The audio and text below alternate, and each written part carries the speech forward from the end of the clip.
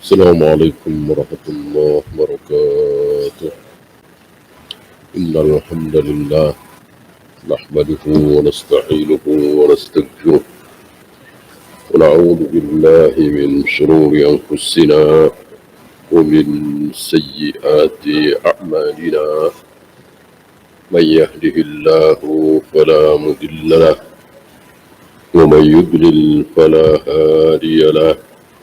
أشهد أن لا إله إلا الله وحده لا شريك له وأشهد أن محمدا عبده ورسوله وبعد. Kita sampai kesalahan ahlul bidah dalam menyebut ilmu akidah. Inilah ahlul bidah. Dalam nama saja sudah salah. Bikin istilah saja sudah salah. Ambil contoh misalnya Dzulhulaifah. Itu nama yang disebut-sebut oleh Nabi. Mikot makan bagi penduduk Madinah. Dzulhulaifah.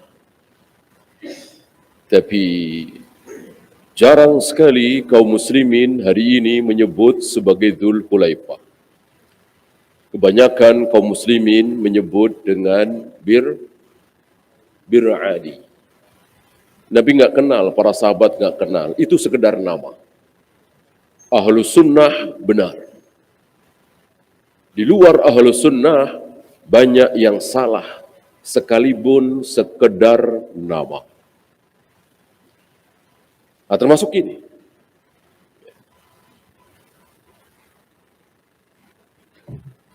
Seperti zakat fitrah. Nabi pernah menyebut zakat fitrah. Zakatul fitrah. Ada dalam Al-Quran, sunnah, istilah zakat fitrah? Tidak ada. Adanya zakatul fitri. Fitri. Lihat di ayat, lihat di hadis. Zakatul fitri. Tanpa tak marbuto. Berapa ribu, berapa juta kaum muslimin menyebut zakat fitrah. Masuk dalam bahasa Indonesia, fitrah, fitrah, fitrah. Sudah fitrah belum? Ini kepala sudah difitrahin katanya. Ini istilah yang keliru. Yang benar dari lisan Nabi zakatul fitri. Karena secara arti juga beda kan. Fitrah apa? Fitrah kan suci, fitrah. Fitrahnya anak-anak seperti ini. Fitrahnya wanita seperti ini. Sifat dasar. Fitrah.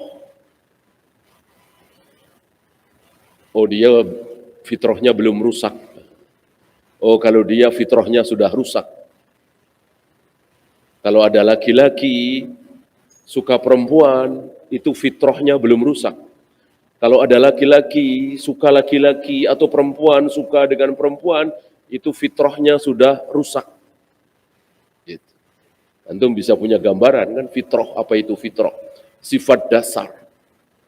Atau bisa juga kesucian. Kullu mauludin yuladu alal fitrah. Seluruh bayi yang lahir itu dilahirkan dalam keadaan fitrah. Gitu ya. Nah, adapun zakat bukan fitrah, enggak ada hubungannya zakat dengan fitrah. Zakat yang 1 Syawal itu. Zakatul fitri. Apa fitri? Fitar makanan. Ya. Maka ada zakat mal, zakatul fitri. Zakat mal, uang, emas, perak, sapi, kerbau, kambing, hasil bumi. Itu zakat mal. Kalau beras atau jagung atau kurma atau gandum itu bukan zakatul mal tapi zakat fitri. Bukan fitrah. Fitrah dari mana? Fitri itu makan kan? Maka sesuai dengan harinya, hari itu Idul Fitri. Bukan Idul Fitroh kan? Idul Fitri, betul itu Idul Fitri. Kembali, Id kan ada ya'idu idan, kembali. Berputar-putar setiap setahun, Id. Hari raya, kembali makan. Bukan kembali suci, kembali makan. Setelah sebulan tidak makan siang, ini kita kembali makan siang. Idul Fitri, zakatnya zakatul fitri. Inilah Ahlus Sunnah. Jadi dalam masalah istilah saja jeli. Bisa tahu mana yang hak, mana yang batil, mana yang sunnah, mana yang bid'ah. Ya, termasuk ini. Enggak ada Rasul, para sahabat, para tabi'in, atba'ut tabi'in menyebut akidah sebagai ilmu apa kemarin? Ilmu kalam. Ilmu kalam itu sebutan dari mereka. Istilah orang-orang yang terpengaruh oleh falasifah. Ilmu kalam diawali dengan fitnah khalqul Quran. Karena Al-Quran itu kalamullah, ada kalam di situ. Maka mulai hari itu akidah disebut sebagai ilmu kalam. Bolehkah? Ya tidak boleh. Kita hormati, kita muliakan sabda Nabi. Apa yang Nabi sabdakan kita ikuti, apa yang beliau tidak sabdakan, beliau tidak tahu, kita mestinya jangan ikut-ikutan. Enggak boleh tahu, ya kan? Kita enggak tahu apa itu ilmu kalam. Apa itu zakat fitrah? Yang ada zakatul fitri. Ya.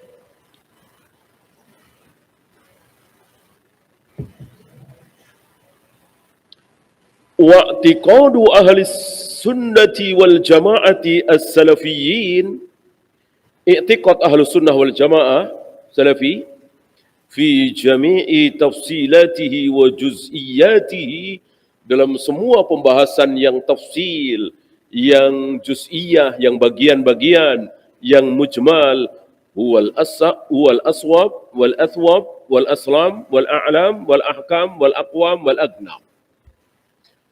Lebih benar, lebih berpahala, lebih selamat, lebih sesuai dengan ilmu, lebih akam, lebih tegak di atas kebenaran, dan seterusnya. Dibanding dengan yang lain. Karena ada kaidah yang menyesatkan. Ilmu salaf itu aslam, tapi tidak ahkam. Ilmu khalaf tidak aslam, tapi ahkam. Ini kaidah batin. Bagaimana selamat tapi tidak ahkam? Tidak mengandung hukum, tidak bijaksana. Maka kita harus yakin dengan kaidah yang benar. Yang paling selamat, yang paling ahkam, yang paling tegak di atas dalil, yang paling tahu tentang kebenaran adalah salaf. Semuanya nomor satu. Akidahnya, manhajnya, fikihnya, ibadahnya, akhlaknya, muamalahnya, semua. Jangan dikira salaf itu menonjol di akidahnya saja, tauhidnya saja, keliru. Keliru besar.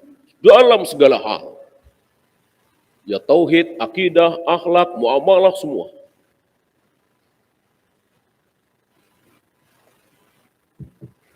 Kan beberapa tahun yang lalu muncul kaidah begini. Kalau belajar akidah nih, kalau belajar manhaj nih, sama orang-orang salaf. Gitu. Kalau belajar dakwah, sama orang-orang tabligh. Gitu.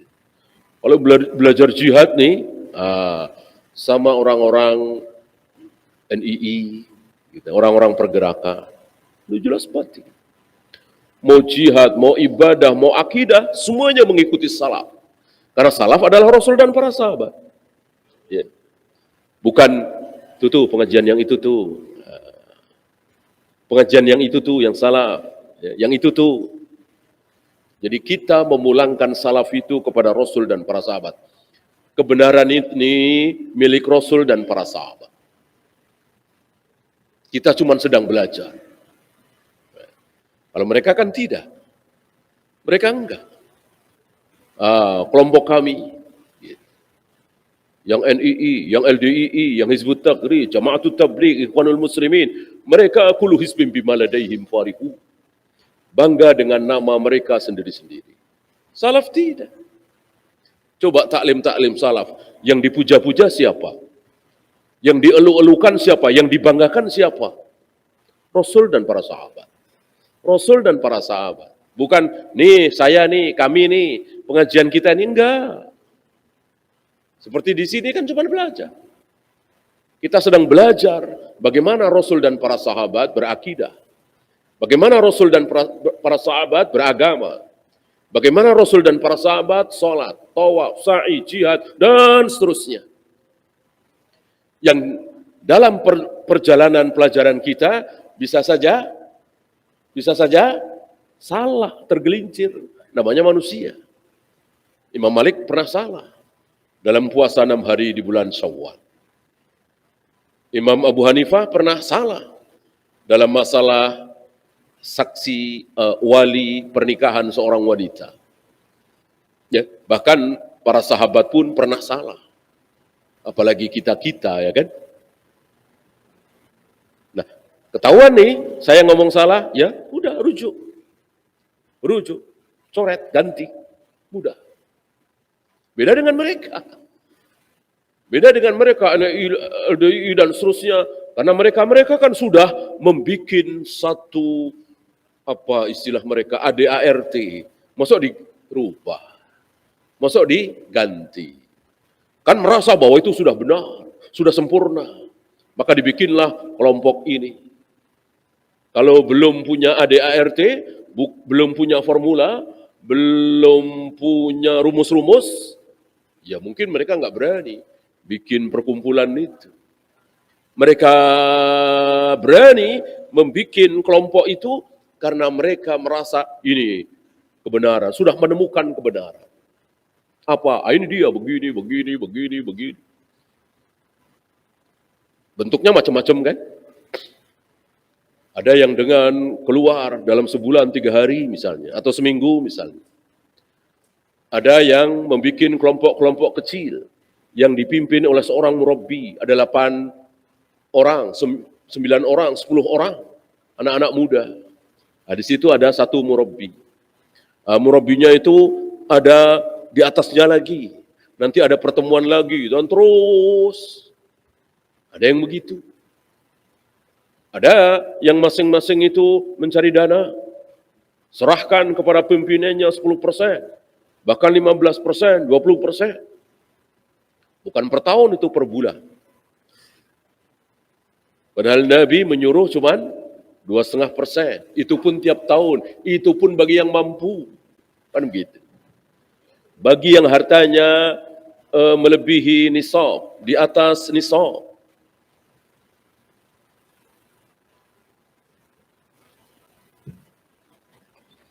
Sedangkan kita tidak. Kita nggak punya ADART, tidak punya pemimpin, tidak ada organisasi resmi, namanya juga nggak ada. Kita ngaji, mempelajari bagaimana manhajnya, cara beragamanya Rasul dan para sahabat. Akidahnya Rasul dan para sahabat. Lalu kita ikuti, kita amalkan. Satu ketika datang keterangan kepada kita, kepada saya, yang Bapak sampaikan kemarin malam itu salah, ternyata dhaif. Yang sahih ini, ya sudah terima. Alhamdulillah, begitu kan? Ini karena memang belum punya, nggak ada ADART, kelompok, nama ini itu, ringan, mudah. Ya, berbeda dengan kelompok-kelompok itu. Ya.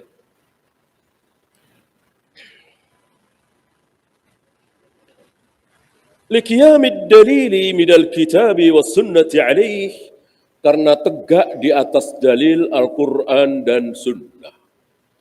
Ini ciri khas menonjol kaum salaf, ahlu sunnah wal jamaah. Semuanya di atas dalil. Ini ayatnya, ini hadisnya, ini ayatnya, ini hadisnya. Berbeda dengan firqah-firqah itu. Oh, ini kata syekh kita. Ini kata imam kita. Ya, ditonjolkan. Adapun ahlu sunnah menonjolkan Al-Quran dan sunnah. Fa ahlu sunnati wal jama'ati alimu al-haqqa alladhi yakununa bihi muwafiqina lis-sunnati wa sallamu lillah. Ahlu sunnah wal jamaah itu mengetahui al-haq, mengetahui kebenaran yang sesuai dengan sunnah dan menyerahkannya kepada Allah. Lihat. Ini bedanya ahlu sunnah dengan ahlul bidah. Tahu ayat, tahu dalil, kemudian maksudnya diserahkan kepada Allah untuk sesuatu yang kita tidak mungkin tahu. Apa? Tangan Allah, wajah Allah, turunnya Allah, tertawanya Allah. Mungkinkah kita bisa tahu? Nggak mungkin. Nggak mungkin. Kita serahkan kepada Allah. Itu salaf. Itu ahlus sunnah. Beda dengan mereka. Yang Jahmiyah, yang Mu'tazilah, yang Asy'ariyah, yang Jabariyah. Seolah mereka lebih tahu dari Allah. Nggak mungkin Allah kok tertawa. Yang tertawa itu kita, bukan Allah. Nggak mungkin Allah turun, naik turun. Yang bisa naik turun itu, yang kerjaannya naik turun kita, bukan Allah. Nggak mungkin Allah punya jari, nggak mungkin Allah punya telapak tangan, nggak mungkin Allah punya wajah. Lihat. Ayat-ayat dicoret, hadis-hadis dicoret. Yang bilang aku bolak-balikkan hati manusia dengan dua jariku siapa? Allah. Aku menciptakan Adam dengan kedua tanganku, yang bilang begitu siapa? Allah sendiri. Aku akan menggulung langit dengan tangan kananku, yang bilang seperti itu siapa? Allah sendiri. Masa Allah bilang begitu, kita bilang tidak. Apa kalau bukan mengingkari? Beda dengan ahlu sunnah. Betul sebetul-betulnya. Terima 100% bahwa Allah betul-betul menciptakan Adam dengan kedua tangannya. Allah betul-betul membolak-balikkan hati manusia dengan dua jarinya. Allah betul-betul menggenggam ruh manusia dengan genggaman tangannya. Allah betul-betul akan menggulung langit dengan tangan kanannya, betul-betul akan menghentikan geraman jahanam dengan telapak kakinya, dan seterusnya. Kemudian, wasallamu lillah, kita serahkan kepada Allah. Menggenggamnya seperti apa, membolak-balikkannya seperti apa, turunnya seperti apa, tangannya seperti apa, wajahnya seperti apa, kita serahkan kepada Allah. Selesai, mudah, sederhana, gamblang. Itulah ahlus sunnah. Coba antum kalau mengikuti pelajaran akidahnya Asy'ariyah, muter sana, muter sini. Pusing dibuatnya. Ya, yang mereka sendiri, yang menerangkan sendiri, kadang ikut bingung. Seperti Al-Juwaini. Dibikin pusing, dibikin bingung, dibikin gelisah, dibikin kaget oleh seorang anak muda bernama Hamdani. Ya. Karena Hamdani sederhana mengikuti manhaj salaf ahlus sunnah. Sederhana, sangat sederhana sekali. Akidah ahlus sunnah sangat sederhana. Baca ayat, baca hadis, imani. Maksudnya apa? Serahkan kepada Allah. Itu dia. Beda dengan firqah-firqah dhalah. Diutak-atik, difikirkan, ya, lalu disimpulkan dengan kesimpulan yang salah. Ya. Bahwa Allah tidak punya tangan, Allah tidak punya wajah, Allah tidak bersemayam di atas arsy, Allah itu ya di mana-mana, dan seterusnya. Ini kesimpulan yang salah. Ada lagi, betul Allah punya wajah, betul Allah punya tangan, betul Allah turun ke langit dunia. Tapi wajah Allah, tangan Allah, turunnya Allah, bukan tangan, bukan wajah, menurut pengertian kita sehari-hari. Kalau tangan menurut kita sehari-hari, pengertian kita sehari-hari, bahasa kita sehari-hari, tangan kan ya kita semua tahu tangan, wajah kita semua tahu. Lah kalau Allah maksudnya bukan itu. Maksudnya bukan tangan yang itu, wajah yang itu. Lalu apa? Wallahu a'lam. Bingung. Mosok tangan wallahu a'lam. Mosok wajah wallahu a'lam. Enggak ada Nabi bilang tangan Allah wallahu a'lam, wajah Allah wallahu a'lam. Tangan ya tangan, wajah ya wajah. Yang wallahu a'lam apanya? Hakikatnya. Tangannya sebesar apa, sepanjang apa, wajahnya seperti apa, yaitu yang wallahu a'lam. Adapun wajah tidak wallahu a'lam. Buat apa Allah mengatakan wajahku, tanganku, kalau kemudian itu wallahu a'lam. Ya, sekali lagi, yang wallahu a'lam itu wasallamu lillah. Diserahkan kepada Allah apanya? Hakikatnya.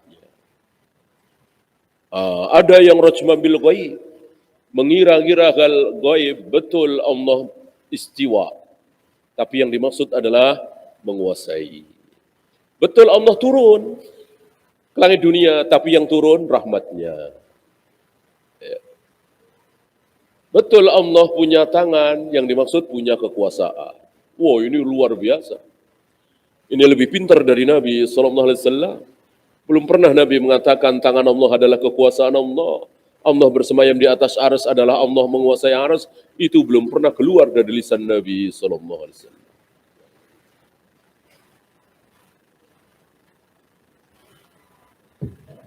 Wasaddaqu rasulahu sallallahu alaihi wasallam, dan membenarkan apa yang diucapkan oleh Nabi sallallahu alaihi wasallam. Apa kata Nabi? Dibenarkan. Seaneh apapun. Para sahabat sudah lulus. Para sahabat diuji. Bagaimana mereka terkaget-kaget, terheran-heran. Pusing dengan ucapan Nabi yang begitu aneh. Tapi mereka alhamdulillah lulus. Mereka sami'na wa ata'na. Seaneh apapun ucapan Nabi. Kita ini yang belum lulus. Berapa banyak ucapan Nabi, kita masih mikir-mikir, apa iya? Apa iya lalat masuk ke minuman, kita celupkan sekalian. Airnya kita minum. Apa iya? Itulah kita. Apa iya cuman sholat, puasa, sabar, yakin, kok akan muncul presiden amanah, jujur, sunnah? Apa iya? Nggak yakin kita. Ya. Padahal itu firman Allah. Wa ja'alna minhum a'immatan yahduna bi amrina lamma sabaru wa kanu bi ayatina yuqinun. Kami berikan kepada mereka itu pemimpin-pemimpin yang adil. Kami jadikan pemimpin-pemimpin yang yahduna bi amrina, yang mendapat petunjuk dari sisi kami. Ketika apa? Lamma sabaru wa kanu bi ayatina yuqinun. Ketika para rakyat sabar dan yakin terhadap ayat-ayat Allah. Banyak dari kita tidak yakin ini. Para sahabat yakin, para tabi'in yakin, atba'ut tabi'in yakin. Maka ketika muncul pemimpin, bukan pemimpin tertinggi ya, amir, zalim luar biasa, bengis luar biasa, bernama Hajjaj bin Yusuf, maka mereka diam, mereka sabar, mereka berdoa, mereka memohon pertolongan kepada Allah. Mereka tahu janji Allah tidak mungkin dusta, pasti benar. Enggak ada satupun dari mereka yang turun ke jalan demo, yang teriak-teriak di jalanan, yang mencaci maki Hajjaj bin Yusuf, menjelek-jelekkan Hajjaj bin Yusuf. Hajjaj bin Yusuf begini, padahal bengisnya luar biasa. Kalau hari ini ada pemimpin kejam, bengis, enggak ada apa-apanya. Barangkali kaum muslimin menganggap pemimpin Libya, Muammar Gaddafi, zalim, bengis, enggak ada apa-apanya. Husni Mubarak di Mesir, zalim, bengis, enggak ada apa-apanya. dibanding dengan Hajjaj bin Yusuf. Bayangkan cucu Abu Bakar digantung, disalib dekat Ka'bah, ya, di hadapan ibunya. Ibunya anaknya Abu Bakar, Asma binti Abu Bakar. Kayak apa itu? Sa'id bin Jubair, ulama tabi'in, habis. Dan entah berapa ribu lagi kaum muslimin dibantai oleh dia, Hajjaj bin Yusuf. Tapi para sahabat dan tabi'in, banyak para sahabat. Hari itu masih banyak sahabat. Anas bin Malik masih ada. Ya. Asma binti Abu Bakar kan sahabat jelas. Dan Abdullah bin Zubair sendiri. Yang disalibkan Abdullah bin Zubair. Sahabat kan? Adiknya Urwah bin Zubair bukan. Ya. Karena tidak bertemu Nabi atau mungkin ketemu Nabi umur setahun, belum disebut sahabat. Abdullah bin Zubair ketemu dengan Nabi SAW, berarti sahabat kan? Digantung anaknya Zubair bin Awwam. Adakah para sahabat tabi'in yang demo, turun ke jalan, teriak-teriak, atau bahkan melawan Hajjaj bin Yusuf? Enggak ada. Karena mereka yakin Hajjaj bin Yusuf Muslim. Muslim. Dia masih punya hak sebagai seorang Muslim, apalagi pemimpin. Ya. Maka diam para sahabat. Menanti janji Allah. Mereka berdoa tanpa diketahui oleh siapapun. Di sepertiga malam, ketika sujud, ketika menunggu qomat, ketika berbuka puasa, ketika hujan lebat, ketika safar, dipakai oleh para sahabat dan tabi'in untuk berdoa. Allah kabulkan. Mati Hajjaj bin Yusuf. Tampillah seorang khalifah yang luar biasa adilnya, amanahnya. Bahkan sebagian ulama berpendapat ini khulafa Rasyidin al-Mahdiyin yang ke-5. Tapi pendapat ini lemah. Siapa? Umar bin Abdul Aziz. Ini dia. Tanpa demo, tanpa teriak-teriak, tanpa bikin macet jalanan, tanpa pertumpahan darah sesama muslim. Bentrok sesama muslim. Coba kalau mereka melawan, tentu bentrok sesama muslim. Ya. Sayang kaum muslimin tidak faham kaidah ini. Ketika dipimpin oleh seorang pemimpin yang dolim, yang korup, yang buruk, langsung demo, langsung teriak-teriak, langsung mencaci maki. Dan ini keluar dari sunnah.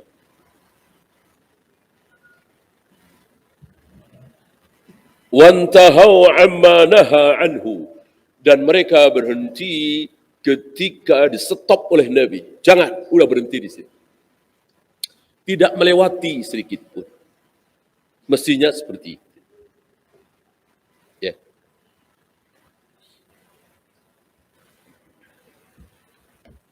Ngobrol dengan wanita yang menutup aurat rame-rame, ya. Belum di-stop oleh Nabi. Nabi juga sering kan ngobrol dengan wanita, tentu dalam keadaan menutup aurat. Yang terlihat hanya wajah dan telapak tangan. Rame-rame. Atau bisa berdua di tengah keramaian. Gitu ya. Kita ngobrol berdua dengan seorang wanita di depan masjid atau di pinggir jalan. Boleh. Yang tidak boleh di dalam mobil berdua. Baru ini, batas ini sudah melewati batas ini. Di dalam lift berdua, apalagi di dalam kamar berdua. Ini yang tidak boleh, walaupun nggak ngapa-ngapain. Ada batas di sini. Inilah para sahabat berhenti terhadap apa yang di-stop, dilarang oleh Nabi SAW.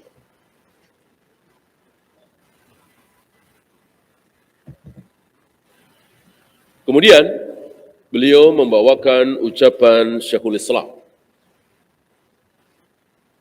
Kalau disebut Syekhul Islam berarti iya Ibnu Taimiyah. Kalau yang lain boleh, tapi sebut namanya. Ada. Bahkan beberapa asatidzah berani mengucapkan Syekhul Islam Muhammad bin Abdul Wahab, Syekhul Islam Syekh Utsaimin. Sebut namanya. Tapi kalau Syekhul Islam saja yang dimaksud Ibnu Taimiyah. Sama dengan Al-Hafiz. Al-Hafiz. Ketika disebut Al-Hafiz saja, maka yang dimaksud adalah Ibnu Hajar. Tentu ini untuk ulama-ulama setelah beliau. Ini tidak berlaku untuk Bukhari, Muslim, Abu Daud, Nasai, Yahya bin Ma'in, Ali bin Madini, Yahya Al-Qattan, Imam Ahmad. Enggak berlaku. Kan Ibnu Hajar belum lahir waktu itu. Ini setelah ini menunjukkan luar biasa. Jadi para ulama Ahlus Sunnah itu betul-betul dibimbing oleh Allah. Diarahkan oleh Allah. Maka punya rumus-rumus yang mereka sepakati. Salah satunya ini. Ketika disebut Al-Hafidh saja, maka yang dimaksud Ibnu Hajar. Kalau yang lain boleh, tapi sebut namanya. Al-Hafidh Az-Zahabi, Al-Hafidh Al-Iraqi, disebut namanya. Tapi kalau Al-Hafidh saja, pasti yang dimaksud Ibnu Hajar. Sama ketika disebut Syaikhan, dua orang syekh, dua orang tua Ahlul Hadis, pasti yang dimaksud Bukhari dan Muslim. Rawahu Syaikhan, diriwayatkan oleh dua orang syekh. Yang dimaksud Bukhari dan Muslim, bukan Abu Daud dan Nasai, bukan Nasai dan Tirmidzi, tidak. Mereka punya kaidah. Dan tentu sekali lagi, kaidah ini belum ada di zaman Imam Syafi'i, di zaman Imam Abu Hanifah, Imam Malik. Kan Bukhari Muslim belum ada, belum lahir. Atau mungkin masih bayi, masih anak-anak. Dan begitu seterusnya. Ini menunjukkan bahwa Islam betul-betul dijaga oleh Allah. Islam betul-betul lewat para ulama, Allah menjaga Islam. Dan enggak ada perselisihan dalam hal ini. Tentu ini berlaku bagi para ulama, ahli ilmu, bukan kita. Kita cuma mengikuti saja, ya kan?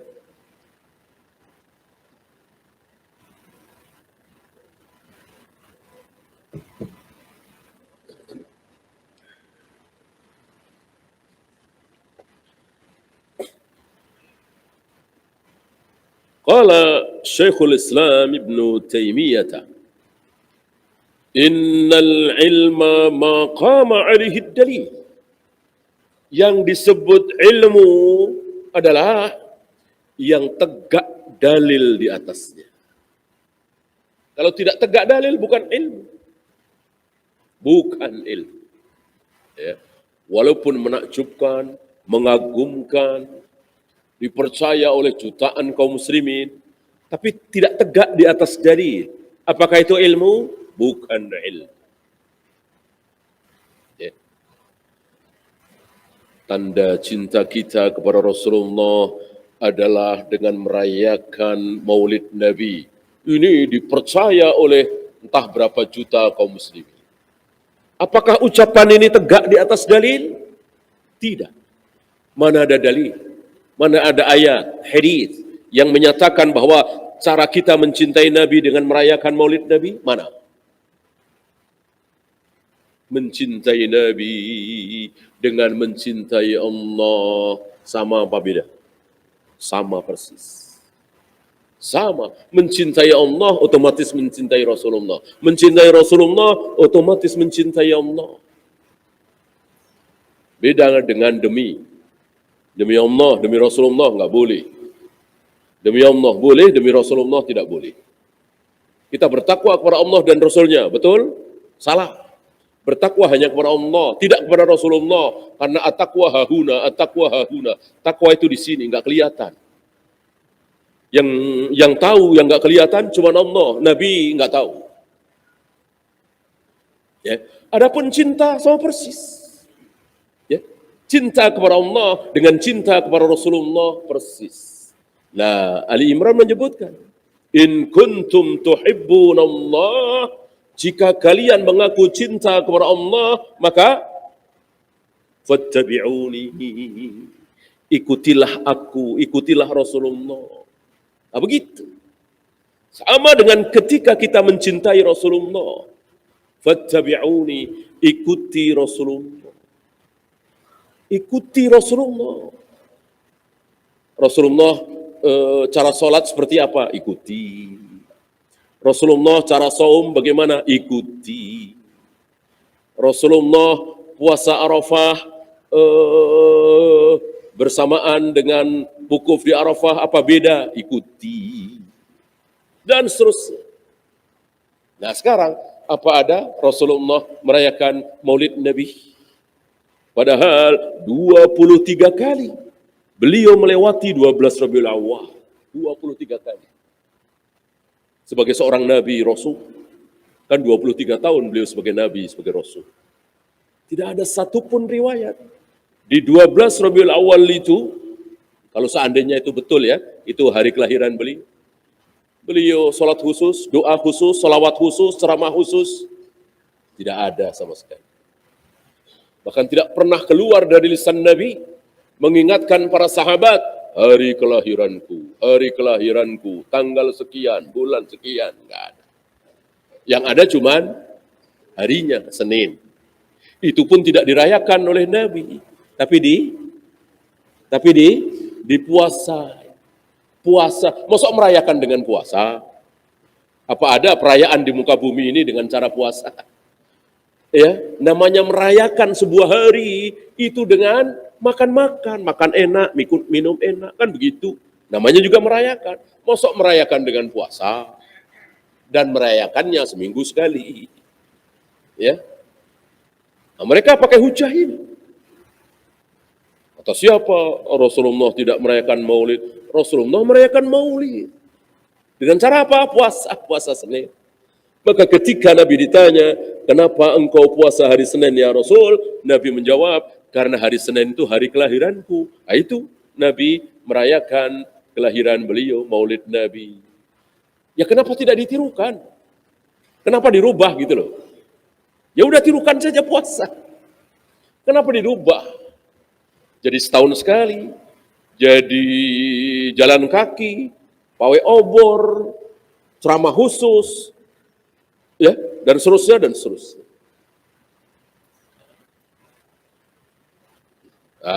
Betullah ucapan beliau Syekhul Islam. Kullama tastadillu firqatun bidalilin. Setiap kali satu firqah dolal itu, ahli bid'ah itu berdalil dengan sebuah dalil, maka sebetulnya dalil tersebut menghancurkan dia, bukan membela dia. Salah satunya ini.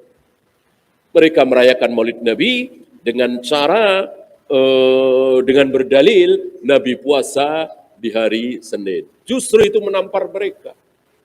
Kalau betul itu perayaan, mestinya Nabi mengatakan hari Senin adalah hari kelahiranku, maka haram bagi kalian hari Senin puasa.